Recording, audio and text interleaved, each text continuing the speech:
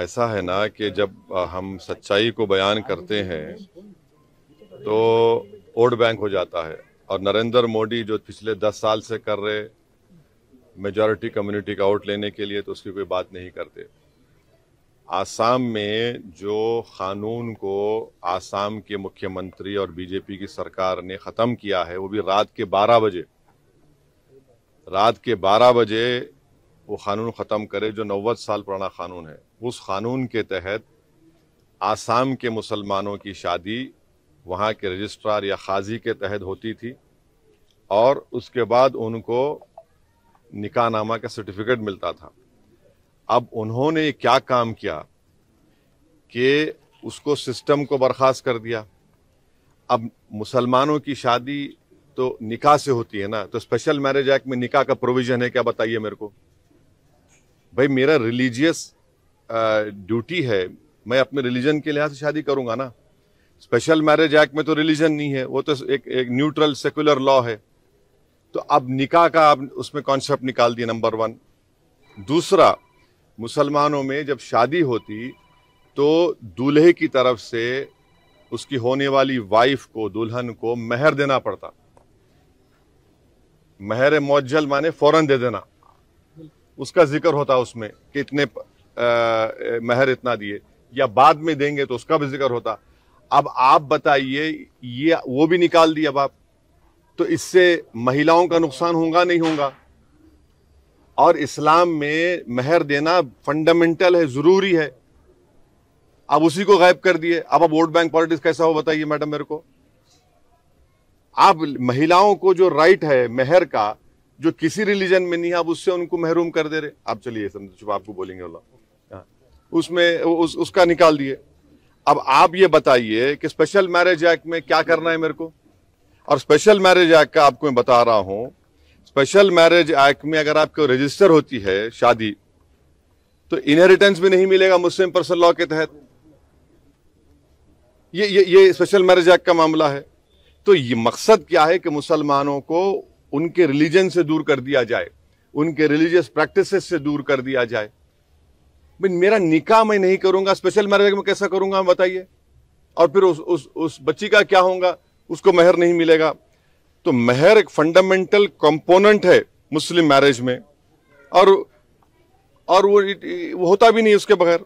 अब दूसरी बात यह है कि आसाम में जो मुसलमान है 51%, 51% मुसलमान आसाम के 20% सबसे गरीब लोगों में शुमार होते। आप उनकी गरीबी दूर करने के लिए क्या कर रहे बताओ। आप ही तो, आपकी सरकार है ना। और वही परसेंटेज आप देख लो नॉन मुस्लिम में कम है। गरीबी जिसमें ज्यादा है वो मुसलमानों में, आप उनकी मदद नहीं कर रहे। और इसी चौथी बात यह है कि भारत सरकार का डेटा है, 12 लाख बच्चों की चाइल्ड मैरिज हुई। कितने मुसलमानों की बताओ। मैं चैलेंज कर रहा हूं आरएसएस, बीजेपी, विश्व हिंदू परिषद और वहां के हेमंत बिस्वा शर्मा को, बताओ 84% नॉन मुस्लिम की हुई चाइल्ड मैरिज, 11% मुसलमान उसमें है। मगर आप बाजा बजा रहे, हमारा बदनाम कर रहे पूरे देश में। चाइल्ड मैरिज सब में हो रही। पांचवी बात यह है कि फीमेल फीटिसाइड और इन्फेंटिसाइड आसाम में बहुत बड़ा प्रॉब्लम है।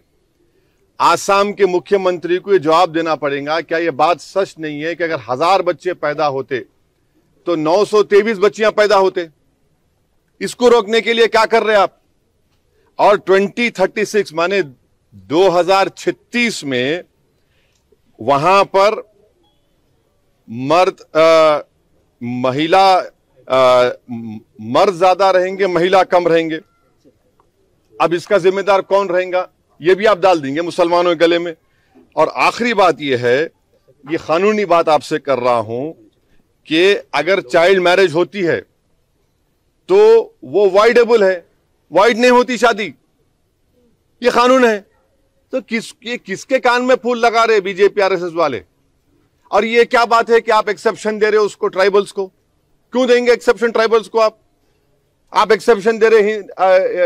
अच्छा, स्पेशल मैरिज एक्ट में भी, हिंदू मैरिज एक्ट में एक्सेप्शन है, स्पेशल मैरिज एक्ट में एक्सेप्शन है। तो मकसद एक ही है कि आसाम के मुसलमानों का रिलीजियस कैरेक्टर खत्म कर दिया जाए। अब कैसे शादी होंगी बताइए? निकाह नहीं होगा, कैसे शादी करना? स्पेशल मैरिज एक्ट में निकाह होता क्या? स्पेशल मैरिज एक्ट में मेहर मिलता क्या लेडीज को? तो ये मकसद उनका यही है, ये इनकी नफरत है, इनका काम यह। और आसाम के मुख्यमंत्री ज्यादा हैदराबाद को आ रहे, तेलंगाना को आ रहे। अरे पहले अपने स्टेट में आप supreme court monitored NPR NRC को एक्सेप्ट क्यों नहीं कर रहे? आप उसको एक्सेप्ट करो। आप ये है, क्या आप न्यायिक तौर पर इस पर लड़ने की देख रहे हैं? अभी तो आप मेरा रिएक्शन पूछे, रिएक्शन दे दिया। अब आगे क्या करना है वो आसाम की जनता करेगी, हमको जो करना है करेंगे, नहीं करेंगे। मगर आपका सवाल का भी जवाब दिया हूं मैं। अच्छा, एक सवाल आखिरी है कि जिस तरीके से अलग अलग स्टेट्स में जो है इस तरीके के फैसले लिए जा रहे हैं, उसको आप कैसे देख रहे हैं? देखिए, उत्तराखंड में यूसीसी लेकर आए, उसमें भी क्या कर दिए? एक्सेप्शन दे दिए, ट्राइबल्स को अप्लाई नहीं होगा।